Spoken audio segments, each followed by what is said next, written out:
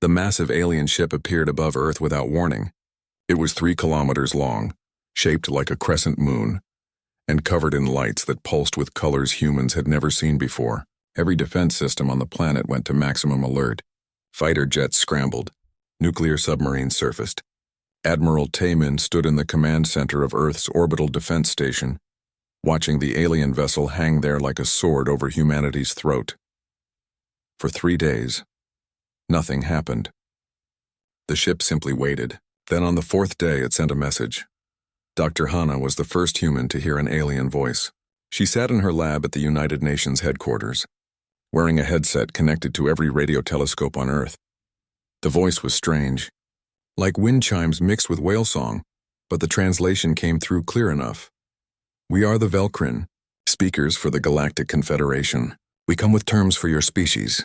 Hana's hands shook as she typed her response. "We welcome contact. We hope for peace between our peoples." The alien voice sounded almost amused. "Peace requires order. Order requires submission.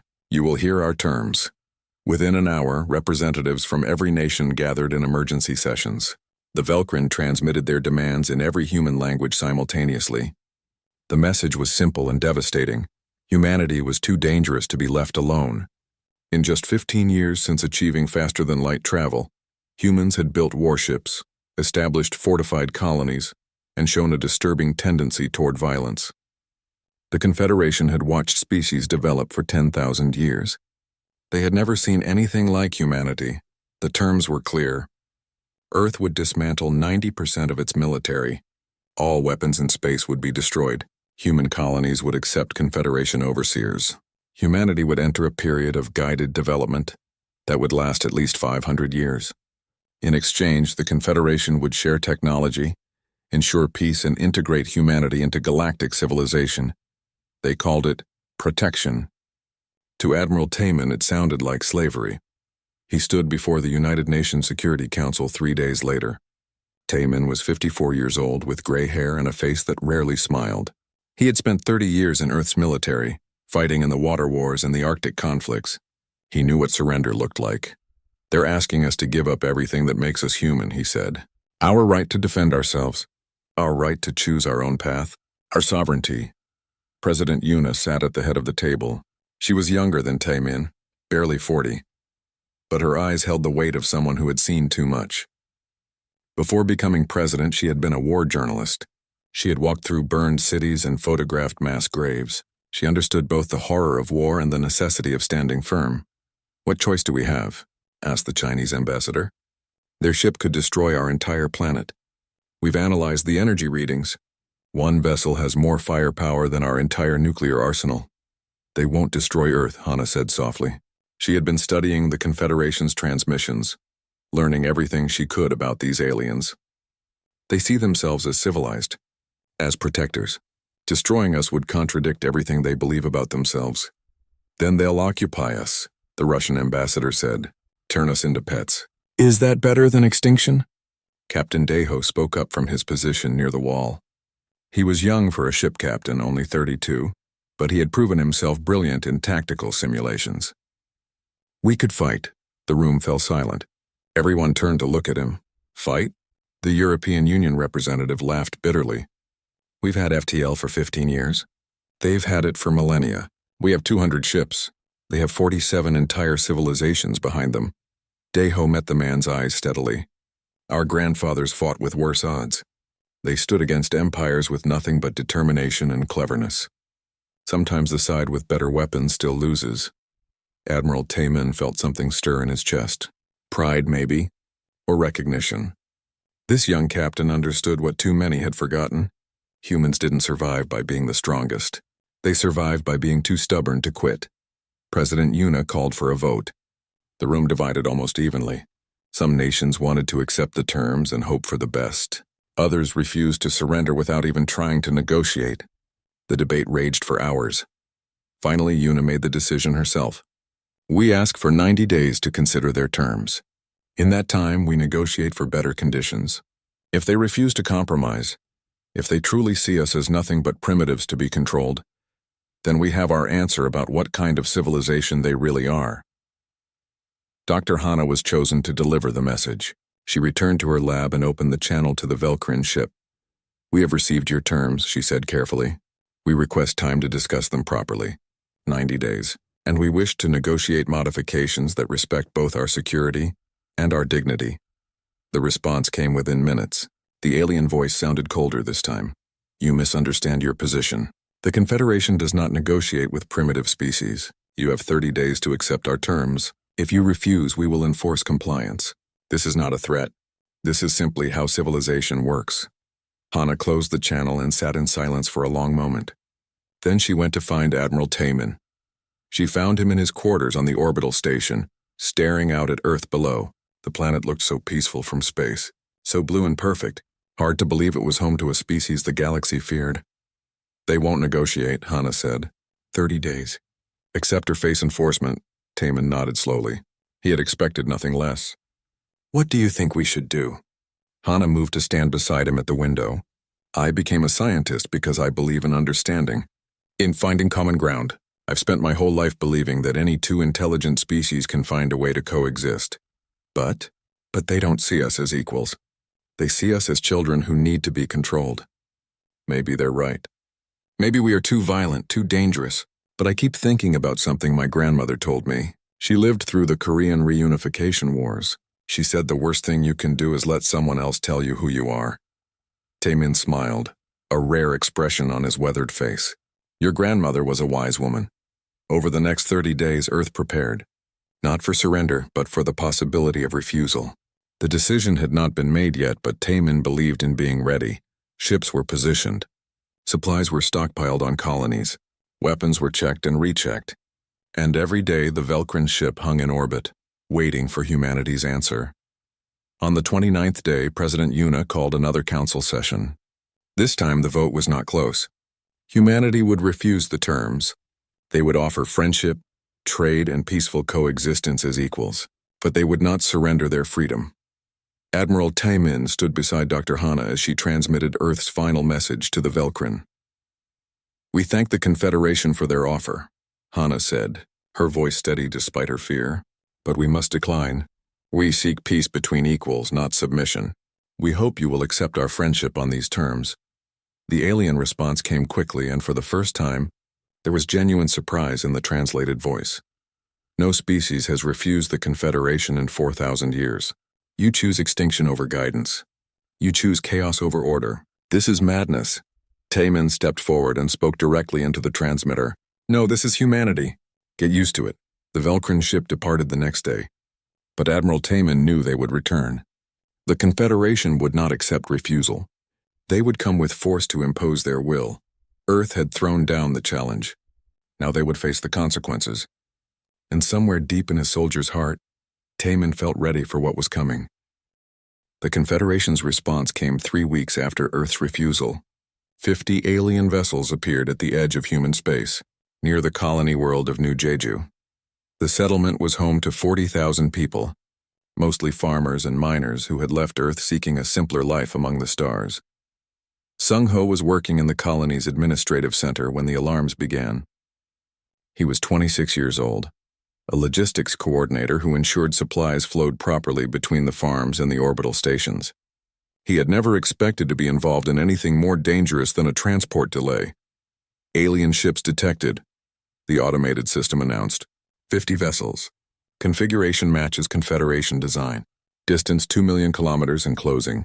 Sung-ho ran to the communications room. The colony's governor, an old woman named Bo-ra, was already there, her face pale. "Get me Earth Command," she ordered. "Now." The connection took 3 minutes to establish. Admiral Taemin's face appeared on the screen, and Sung-ho felt a small measure of relief. The admiral looked calm, almost relaxed. "Governor Bo-ra," Taemin said, "we've been tracking the fleet. They sent a message claiming this is a peacekeeping operation to enforce compliance with Confederation law." "Peacekeeping?" Bora's voice cracked. "Admiral, we have 40,000 civilians here, families, children. We're not soldiers." "I know." Taemin's voice was gentle. "That's exactly why they chose your colony. They think we'll surrender to protect you. Will you?" Bo-ra asked quietly. Taemin was silent for a moment. Then he said, "The destroyer Indomitable is already on its way to you. Captain Daeho will arrive in 6 hours. If the Confederation attacks, he has orders to respond with everything he has. Sung-ho felt ice in his stomach. 1 destroyer against 50 ships. It was suicide. What do we do? Bora asked. Evacuate everyone you can to underground shelters. Prepare for the worst. But know this, Governor. If they fire on you, they fire on all of humanity, and we will make them regret it. The connection ended. Bora immediately began evacuation procedures. Sung-ho spent the next 6 hours helping move people into the reinforced shelters, built deep beneath the colony. Mothers carried sleeping children. Old men led their neighbors through narrow corridors. Everyone moved with quiet efficiency, the kind of calm that comes when panic would serve no purpose. When the Indomitable arrived, Sung-ho was in the command center with Bora, watching the screens. The destroyer was small compared to the Confederation vessels, barely 300 meters long. It took up position between the colony and the alien fleet. Captain Daeho's voice came through on the colony's speakers. New Jeju, this is Captain Daeho. We're here. Whatever happens, know that Earth stands with you. Sung-ho had never met the captain, but he felt gratitude so strong it hurt. This man was about to fight impossible odds for people he had never met. For the principle that humans protected their own, the Confederation fleet stopped at 1 million kilometers. A message came through, translated into Korean. Human colony New Jeju. You are in violation of Confederation law. Your homeworld has refused terms of compliance. You will surrender your settlement to Confederation authority immediately. Refusal will result in enforcement action. Governor Bora looked at Sung-ho, then at the communications officer. How do I respond? Tell them we're not theirs to take, Sung-ho heard himself say. Tell them we're free people and free people don't surrender. Bora smiled, a fierce expression that made her look 20 years younger. She opened the channel herself. Confederation fleet, this is Governor Bora of New Jeju. We are citizens of Earth. We answer to no authority but our own. Leave our space immediately. The response was a single shot. A beam of blue energy lanced out from the lead Confederation ship, passing 5 kilometers above the colony. The ground shook from the atmospheric displacement. In the shelters below, children screamed. Captain Daeho's voice came through the speakers again, but this time he wasn't talking to the colony. He was broadcasting on all frequencies, including those the Confederation would hear. Confederation fleet, this is Captain Daeho of the Earth destroyer Indomitable. You just fired on a civilian population. That was a mistake. What happened next would be studied in military academies for generations. The Indomitable was 1 ship against 50. Its weapons were primitive compared to Confederation technology. But Captain Daeho understood something the aliens did not. The Confederation had not fought a war in 10,000 years. Their ships were designed for exploration, trade, and intimidation. They had shields, yes, but shields designed to deflect micrometeoroids and cosmic radiation. They had weapons, but weapons meant for destroying asteroids and disabled ships that couldn't fight back. They had never faced an enemy that wanted to hurt them. The Indomitable carried 20 nuclear-tipped missiles. Daeho fired them all at once, each programmed to detonate at a different distance and angle. The Confederation ships raised their shields, confident in their protection. The first missile detonated close enough that the electromagnetic pulse scrambled their sensors. The second created a plasma cloud that scattered their targeting systems. The third through 20th were positioned to create overlapping kill zones. Nuclear weapons in space don't create mushroom clouds. They create spheres of radiation and superheated plasma. The Confederation shields, never designed to stop weapons this crude and powerful, failed one after another. 16 alien ships died in the first 30 seconds. The Indomitable didn't stop. It launched its railgun rounds. Simple chunks of metal accelerated to incredible speeds, kinetic impactors traveling at thousands of kilometers per second. No shield in the galaxy could stop basic momentum. 20 more Confederation ships disappeared, torn apart by weapons that didn't rely on exotic physics or advanced technology. Just mass and velocity, the oldest weapons in the universe. Then Daeho released the drones, thousands of small autonomous craft, each carrying a shaped charge designed to punch through ship hulls. The Confederation had never developed point defense systems because nothing had attacked them in millennia. The drones swarmed through the fleet like angry insects. In less than 10 minutes, 47 Confederation ships were destroyed. 3 managed to escape, their faster-than-light drives carrying them away in panic.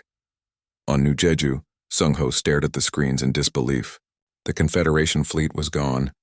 Debris filled the space where they had been, cooling metal and frozen atmosphere drifting in the void. Captain Daeho's voice came through one last time, and Sung-ho could hear the exhaustion in it. New Jeju, the threat is neutralized. You're safe. Governor Bora's hands shook as she responded. Captain, you just started a war. No, Governor, Daeho said quietly. They started it when they threatened our people. I just finished this battle. The news reached Earth within hours. The Confederation's leadership received word of the destruction at the same time. 50 ships sent to enforce compliance, 47 destroyed, 3 escaped. In the Confederation capital, a world called Velthara, the ruling council met in emergency session. The news was impossible to believe. A single primitive human ship had destroyed a peacekeeping fleet.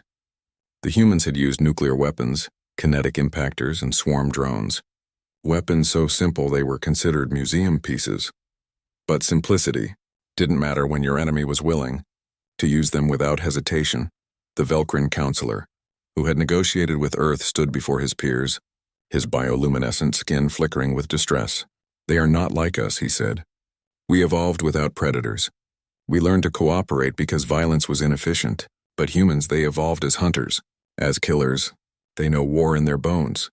Then we will teach them the price of violence, the supreme military commander said. We will gather our full strength and crush them. The counselor wanted to argue, wanted to suggest they reconsider, find another path. But he looked at the faces around him and saw fear. Fear and anger, a dangerous combination. The Confederation began to mobilize. 500 ships would travel to human space. They would bring overwhelming force. They would end this upstart species before it could threaten the galaxy. On Earth, Admiral Taemin received reports of the Confederation's movements. 500 ships, the largest fleet assembled in 4,000 years, all coming for humanity. He called his senior officers together. Commander Ji-won was there, head of special operations, a woman with cold eyes and a colder mind. Dr. Hana attended, representing the civilian government. President Yuna joined by video link. We have 6 months before they arrive, Taemin said. 6 months to prepare for a fight we cannot win by conventional means. Then we fight unconventionally, Ji-won said. We use every advantage we have. Their lack of experience. Their fear. Their assumption that civilized beings fight with rules. Taemin nodded slowly. We turned ourselves into monsters once before to survive. Against the ice ages, the plagues, each other. We can do it again. Dr. Hana spoke up, her voice troubled. If we do this, if we embrace our worst nature, what do we become? President Yuna answered. We become survivors. We can worry about our souls after we save our species. The decision was made. Earth would fight. And in fighting, they would show the galaxy what humanity truly was when pushed to the edge. Earth transformed in ways that frightened even those who ordered the changes. President Yuna stood in what had once been the Seoul Botanical Gardens, now converted into a weapons manufacturing facility. Massive 3D printers worked around the clock, building missile components and armor plates. The smell of industry had replaced the scent of flowers. 6 months, she said to Admiral Taemin, who stood beside her. We've turned our entire civilization into a war machine in 6 months. Taemin watched a newly printed railgun barrel being tested. We did the same in the 20th century, twice. It's what we do when survival is at stake. Every factory on Earth and the colonies had been converted. Car manufacturers built missiles. Electronics companies produced targeting systems. Even food processors were retooled to create military rations and emergency supplies. The change happened so fast that economists stopped trying to calculate the costs. Money meant nothing if humanity ceased to exist. Dr. Kyung-soo led the research division, working from a converted university campus.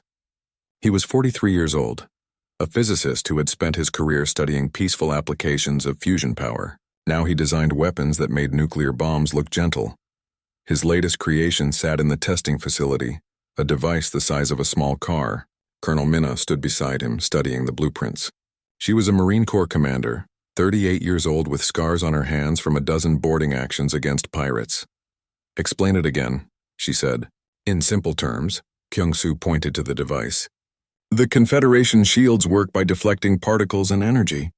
They're very good at it, but they've never faced weapons designed specifically to counter them. And this does that how? It doesn't try to overpower the shield.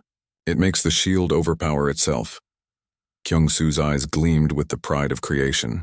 We fire a stream of particles at frequencies that make their shields resonate. The shield amplifies the effect, feeding back on itself until it collapses. Then the real weapon hits. Minna studied the device with a soldier's eye. How many can we build? In 6 months? Maybe 2,000.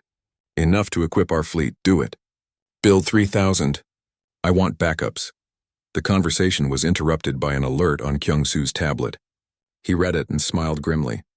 The swarm drones are ready for mass production. We can build 50,000 in the time we have left. Minna nodded. I want 100,000. Make them smaller if you have to. I want numbers that blot out the stars. This was the new mathematics of war. Not elegant, not clean, just overwhelming force applied with surgical precision. Across the solar system, Admiral Tae-min implemented his strategy. The asteroid belt between Mars and Jupiter became a massive weapons platform. Hidden railgun installations were carved into the larger asteroids. Missile pods were disguised as mining equipment. Everything was connected to a central targeting system run by an artificial intelligence that had been programmed with one directive: destroy the enemy. Captain Dae-ho, now a hero after New Jeju, worked on a different project. He stood in a shipyard orbiting Earth, looking at 10 vessels that didn't belong in any military manual. Fireships, he said to his second-in-command, a young officer named Jae-sung. Old concept, new application. Jae-sung stared at the ships with barely hidden horror. Each one was essentially a bomb with engines, packed with antimatter charges, designed to accelerate to maximum speed and ram into enemy vessels. They were suicide weapons and everyone knew it. Who's going to pilot them? Jae-sung asked quietly. Volunteers, Dae-ho said. People who understand what's at stake. You're volunteering, aren't you? Dae-ho didn't answer. He didn't need to. Jae-sung could see it in his captain's eyes.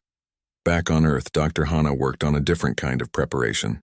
She led a team studying everything humanity had learned about the Confederation, every message, every transmission, every cultural detail they could extract from the alien communications. They don't understand us, she told her team during a late-night session. But we don't understand them either. We need to change that. What difference does understanding make when we're planning to kill them? One of her researchers asked. Hana was quiet for a moment. Because after the killing is done, if any of us survive, we'll have to live in the same galaxy. I want to know who we're fighting. And I want to know if there's any chance, any possibility, that this doesn't have to end in extinction for one of our species.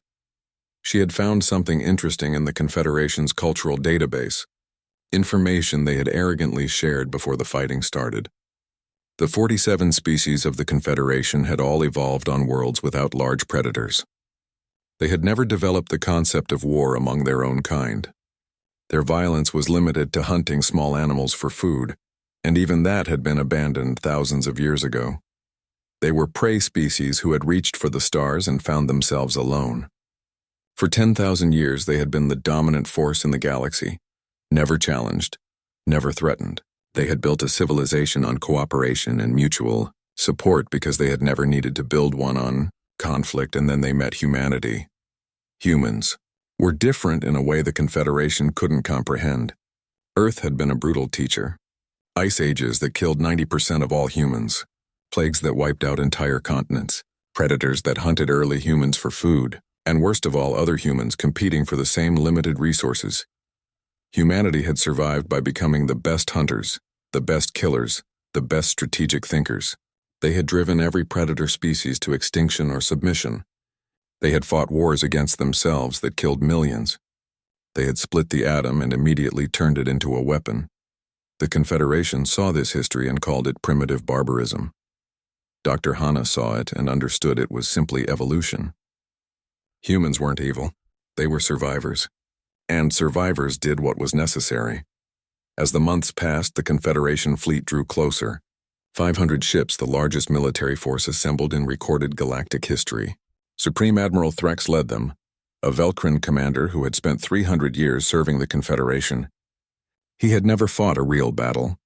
None of them had. Threx studied the reports of New Jeju obsessively.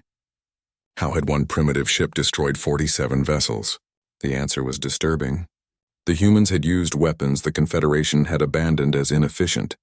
Nuclear bombs, kinetic impactors, simple explosive drones. They had turned their technological disadvantage into an advantage by using weapons the Confederation had never prepared to face. "We will not make the same mistake," Threx told his officers. "We will approach cautiously. We will use our superior range. We will not let them get close enough to use their crude weapons." It was a good plan. It might have even worked against an enemy that fought by Confederation rules. But humans didn't follow rules they hadn't agreed to. On Earth, in the final week before the Confederation fleet's arrival, Hyun-woo said goodbye to his family.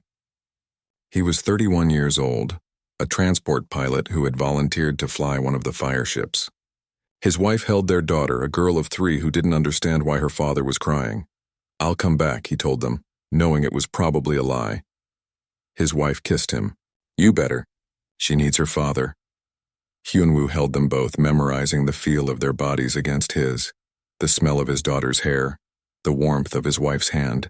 Then he pulled away and walked to his ship. Captain Dae-ho was already in the lead fire ship. 9 other pilots joined them, each one knowing they were probably flying to their deaths. But they also knew that Earth's children needed humanity to win.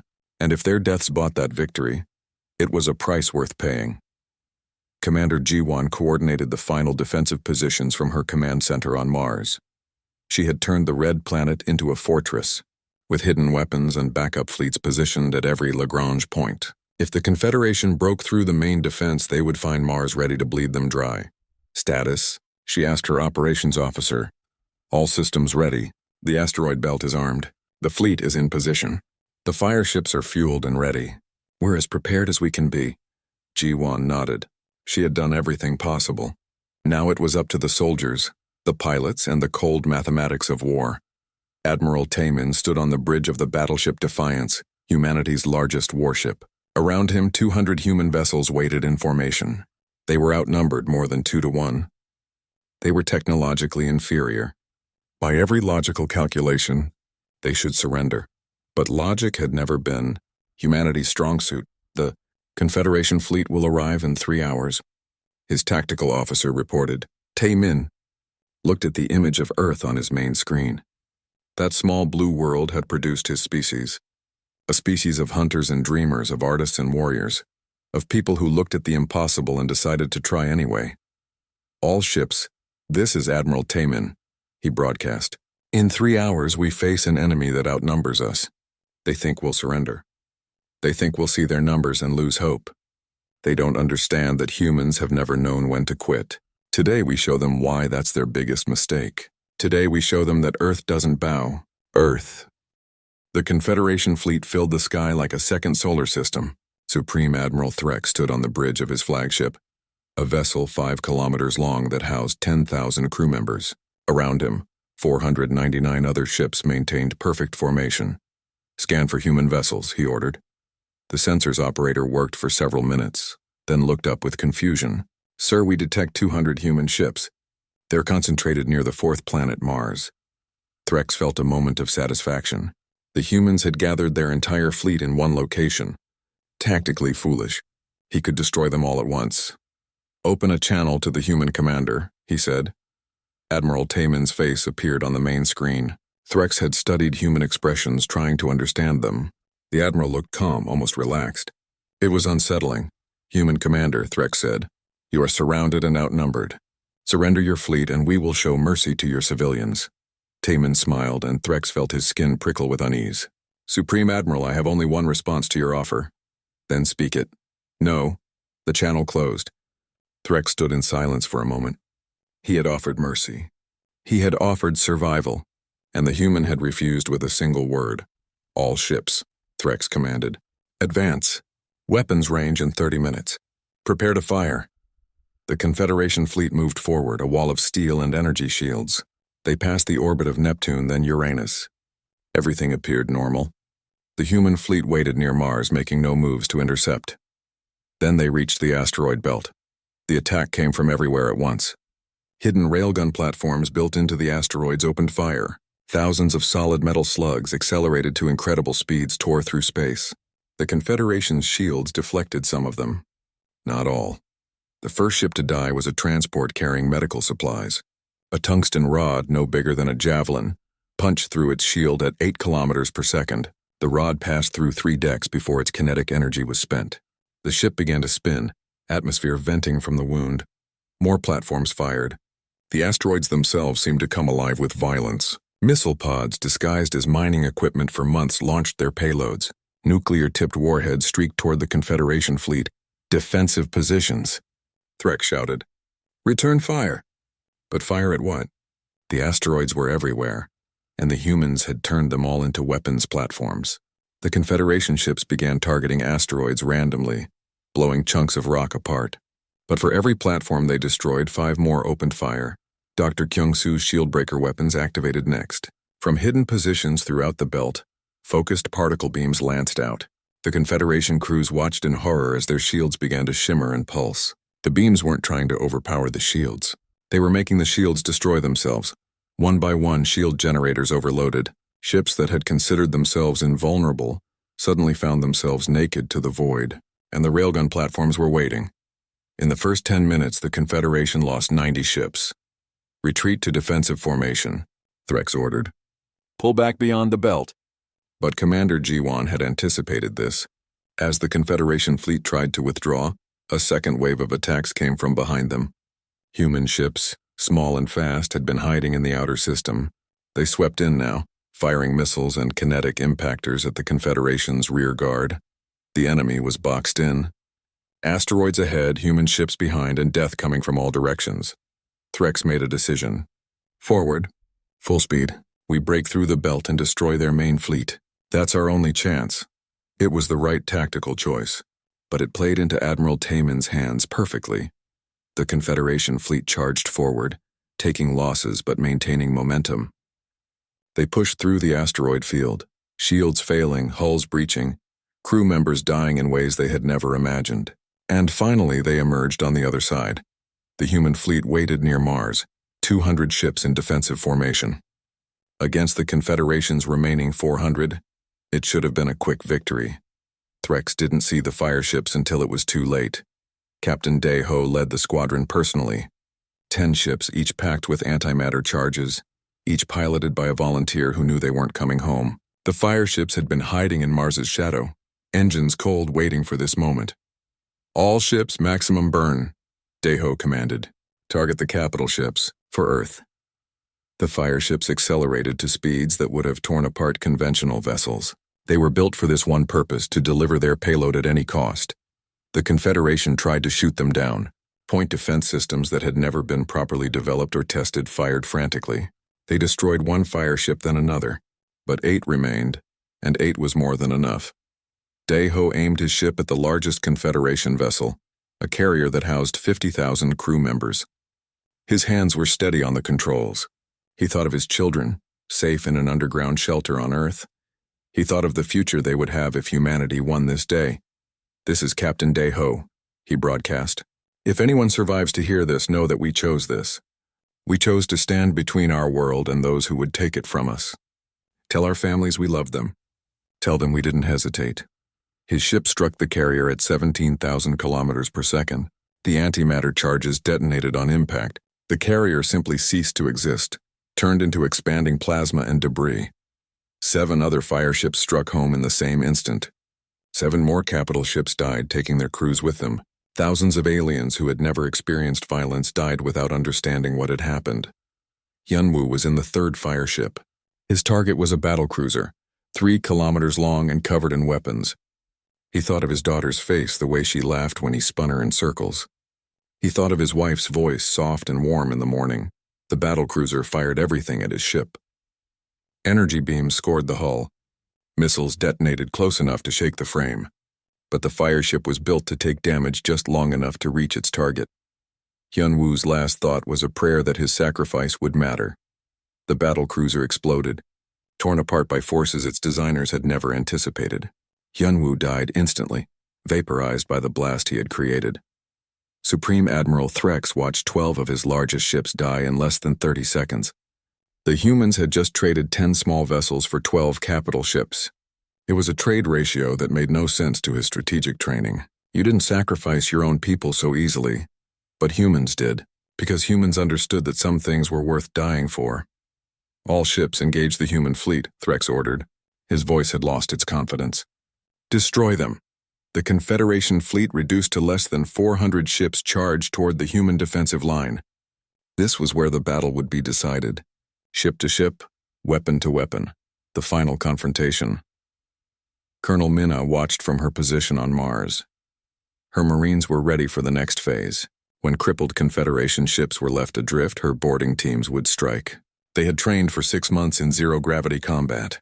The Confederation had not. The two fleets met in the space between Mars and the asteroid belt. Energy weapons lit up the void.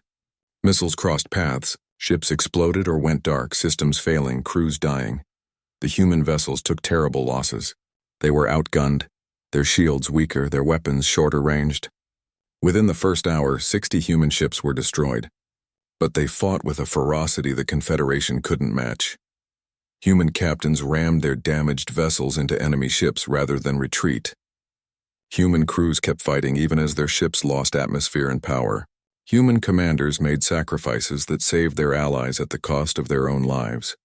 It was a kind of warfare the Confederation had never seen. War without quarter. War without mercy. War fought by a species that had survived, by being willing to do anything to win. Commander Jiwan gave the order for her Marines to launch. Boarding shuttles rocketed from Mars toward crippled Confederation vessels. The aliens had no protocols for repelling boarders. Why would they? No one had boarded an enemy ship in 10,000 years. The first boarding action was on a Confederation destroyer that had lost power.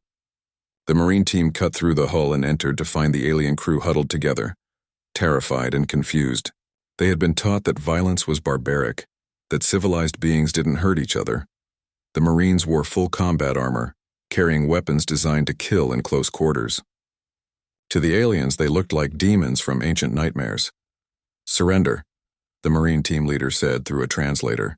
You will not be harmed if you surrender. The aliens didn't even understand the concept. Surrender to whom? For what purpose? Their confusion turned to panic when they didn't comply fast enough and the Marines advanced, weapons ready. Within minutes, the entire crew had given up. They sat on the floor of their own ship, hands raised in the universal gesture of submission, while human Marines secured the vessel. This scene repeated itself across the battlefield. Crippled Confederation ships were boarded and captured. Alien crews, psychologically unprepared for violence, broke down when confronted with armored. 6 months after the Battle of Sol, President Yuna stood in the memorial garden that orbited Earth. The structure was simple, built from salvaged metal from both human and Confederation ships. Names were carved into every surface, thousands upon thousands of them. Each name represented someone who had died defending humanity's freedom. She found Captain Daeho's name on the western wall. Below it, the names of 9 other fireship pilots.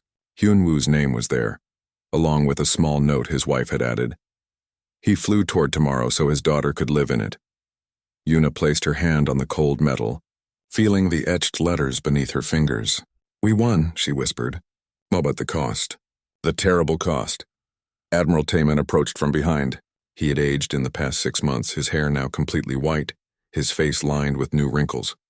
He carried the weight of every decision, every sacrifice, every death. They're ready for you, he said softly. The Confederation delegation has arrived. Yuna turned away from the wall. Are they here to finish what they started? No, they're here to negotiate. They're terrified of us now. The meeting took place on a neutral station, built hastily in the space between human and Confederation territories. Myungjin led the human delegation. He was young, only 28. But he had studied alien cultures for 5 years and understood the Confederation better than most. The Confederation sent 3 representatives, one from each of their major species groups. They looked at the humans with expressions that translated as fear, mixed with grudging respect. The Velcrin delegate spoke first, his bioluminescent skin pulsing nervously. We come to discuss terms of coexistence. The Confederation acknowledges that humanity will not accept subjugation. Myungjin kept his face neutral. We never wanted war. We asked for peace between equals. You demanded submission. We did not understand, the delegate said. In 10,000 years, we had never met a species like yours. Your capacity for violence, your willingness to sacrifice yourselves, your refusal to surrender even when defeat seemed certain, it was beyond our experience. Dr. Hana sat beside Myung-jin, serving as both advisor and translator for cultural nuances. She had spent the past 6 months studying everything the Confederation had shared about their history and psychology. She understood now why they had been so shocked by human resistance. Your species evolved without predators, she said. You developed intelligence through cooperation because you never needed to develop it for conflict. But humanity comes from a world that tried to kill us every day. We learned to fight or die. It's not better or worse than your path. It's just different.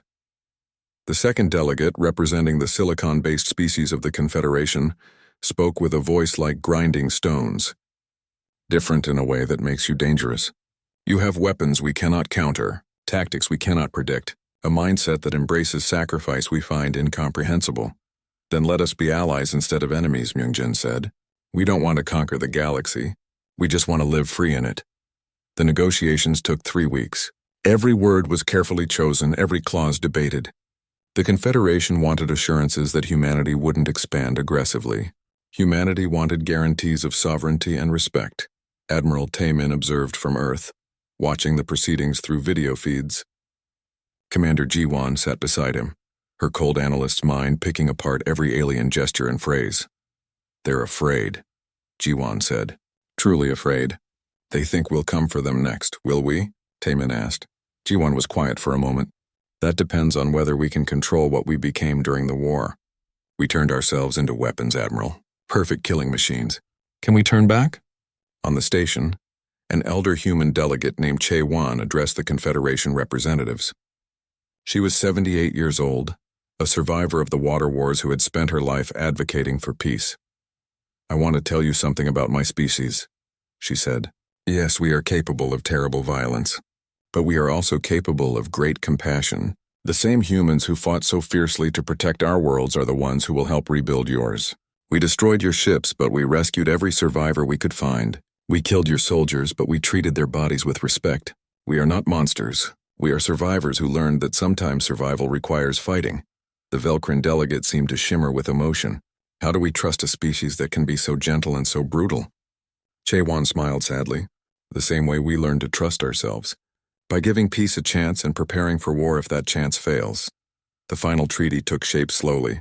The Confederation would recognize humanity as a sovereign species with full rights and privileges.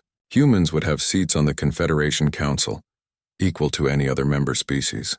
In exchange, humanity agreed to limit their expansion to a defined region of space for 50 years, giving the galaxy time to adjust to their presence. A demilitarized zone would separate human and Confederation space. Neither side would station warships there, but trade vessels would be welcome. Cultural exchange programs would begin immediately, with humans learning about the Confederation and vice versa. Dr. Hana proposed the most controversial clause. We want to share our history with you, everything. The wars, the genocides, the horrors we inflicted on ourselves. And in return we want to learn your history, all of it. Not to find weaknesses, but to understand each other. The Confederation delegates hesitated. Their history had dark moments too, things they had hidden or forgotten. But finally they agreed. If coexistence was to work, it required honesty. Back on Earth in the colony of New Jeju, Sung-ho worked on rebuilding what had been damaged during the war. The settlement had grown, new arrivals coming to the world that had stood firm against alien aggression. He supervised the construction of a new building, a cultural center where humans and aliens could meet and learn about each other. It's strange, he said to his assistant. 6 months ago I was ready to die fighting them. Now I'm building a place for our children to make friends with theirs. That's what victory gives us, the assistant replied. The choice to move forward instead of just surviving. The treaty was signed on a date that would become a galactic holiday. Representatives from 47 alien species and humanity put their marks on the document. It wasn't perfect. Both sides had compromised more than they wanted. But it was peace, real peace, built on mutual respect rather than domination. Admiral Taemin became Earth's first ambassador to the Confederation. It was fitting, some said. The warrior who had led them to victory would now lead them to peace. He accepted the position with reluctance but determination. I know how to fight, he said during his appointment ceremony. Now I need to learn how to not fight, how to solve problems with words instead of weapons. Commander Ji-won took over a new organization, the Office of Alien Affairs. Her job was to watch for threats to ensure humanity was never caught unprepared again. Some called it paranoia. She called it survival insurance. Trust but verify became her motto. We hope for the best. We prepare for the worst. Dr. Hanna founded the Institute for Human-Alien Understanding. Students from Earth and the Confederation worlds would study there, learning each other's languages, cultures, and histories. She believed that the key to lasting peace was understanding, even when that understanding revealed uncomfortable truths. On the anniversary of the Battle of Saul, a ceremony was held at the Memorial Garden. Representatives from the Confederation attended, a gesture that would have been unthinkable a year before. They laid wreaths beside the human mourners, honoring the dead from both sides. The Velcrin delegate who had tried to enforce the original ultimatum spoke at the ceremony. His words were translated for the human audience. We came to your system believing we were bringing civilization to primitives. We left having learned that we were the primitives in the one thing that mattered, understanding the full spectrum of intelligent life. You taught us that peace is not the absence of capacity for war. It is the choice not to use that capacity unless absolutely necessary. President Yuna responded, standing before the wall of names. You came to test our resolve. You wanted us to break, to submit. Instead, you learned fear. But fear doesn't have to mean hatred. It can mean respect. It can mean understanding that we are different species with different strengths, and that those differences make us stronger together than apart. Young Myung-jin had become a key figure in the new diplomatic corps. He traveled between human and Confederation worlds, solving disputes, building relationships, creating connections that would ensure the peace lasted. He often thought about what they had accomplished. Humanity had been one species on one world, isolated and alone. Now they were part of a galactic community, respected if still not fully understood. Hyunwoo's widow attended the ceremony with their daughter, now 4 years old. The little girl didn't remember her father except through stories and videos. She placed a flower at the memorial wall beneath her father's name. Mommy, was Daddy brave? She asked. Yes, sweetie. Your daddy was very brave. He flew toward danger so you could grow up safe. The child thought about this. When I grow up, I want to fly like Daddy, but to new places, not to fight.